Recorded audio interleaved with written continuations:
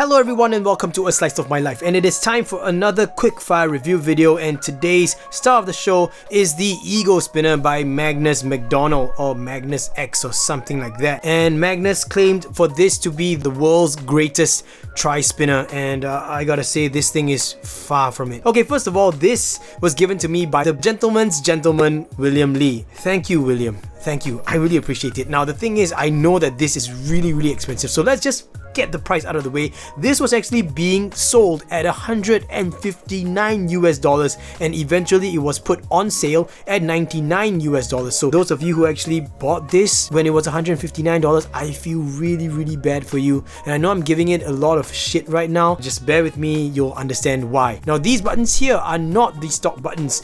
These are the Damn Designs Vortex buttons, and they are held together via a set screw, an extra long set screw, and I'm actually using two female halves because you gotta use two female halves and then a set screw and then put everything together. And the reason why that is because one of the key or the main selling points of this spinner is you see one bearing here and you see another bearing here. There's no way that an R188 is that thick, right? So it's actually two R188 bearings just stacked on top of each other. This spinner actually came in a nicely carved out wooden box, and these are the original stock buttons, and they just basically suck. They are really small. They have this really weird, really bad retention method where you actually just friction fit it into your bearing. And so the only way to take it out is to put some blue tack or some scotch tape, stick it up there, and then just keep on trying to pull it directly or straight up, and then with some luck you'll just get this to pop out. William was the one that actually told me of this method that I could use to change out buttons, so thank you, William, once again. This spinner also came with a bearing removal tool, so this is actually for you to push the bearings out. But apart from that, let's just take a look at the machining. Okay, machining quality is actually pretty good. The lines are clean. Everything has been rounded very nicely, and it's got a slight stone washed finish. But aesthetics wise, you guys can tell it is, well, it's not that great in terms of aesthetics. I mean, it's got a simple, clean design, but that's as far as it goes. Total spinning diameter is about 44mm, and the total weight of this, it being in titanium, was about 51 grams, and that's what Magnus said on his website. Now, since I mentioned his website, I don't know how he does it, and I don't know why people still buy into it or believe him, but all of his sales pages are like really cringe-worthy infomercials. He says that this is the greatest tri-spinner. I'm sorry, William, I know that you gave this to me. I don't mean to bash on it so much, but this is how I really feel about it, and I know that you guys would appreciate me just being totally honest. So this is me being totally honest. But I know that Magnus's YouTube channel, he runs a YouTube channel, so he basically did like kind of like a daily vlog kind of thing where he was going through all the machining processes and all his trial and errors into making a spinner. But you know, at the end of the day, he came up with this spinner, which is well, okay, I'm just gonna be honest with you guys. The fit stability wise, it's not bad at all. There's no hot spots. It's quite comfortable to push forward, to pull back. Using your index finger as well, no problem. You could easily stop it and regenerate your spin.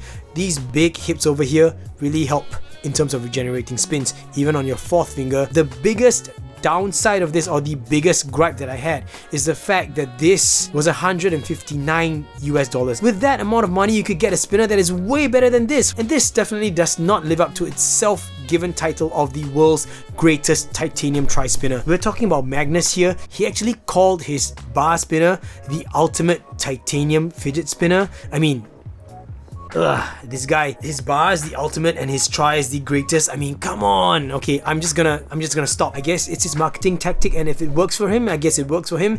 But I just feel bad for people who spend so much money on the things that he's selling. Maybe his customer service is good. I've not spoken to him before, but I think that these claims of being the greatest or the ultimate, it's really uncalled for, and definitely there's no backing to the claim. You know, that's way better spinners out there, especially for this price point. Size comparison time, here we go. This is the Ego spinner next to a stubby. Just a little bit smaller than a stubby, but yes, it is a tri, and a stubby is a bar, but it is much thicker than a stubby. And that, everyone, is my verdict on the Ego spinner by Magnus, or Magnus McDonald, or Magnus X, whatever he goes by. I really don't think this is worth the price. If you guys like the content that I'm putting out, please consider subscribing to the channel, and if you do subscribe, make sure you hit the notification button so that you'll be notified of any new uploads that I put out. Also, I run a Patreon page. I put a link up here to my Patreon page, and if you do become a patron of mine, thank you so much in advance. And that is it, everyone. Thank you so much for sticking all the way throughout and sharing in this slice of my life. Also, if you want to know how many fucks I give this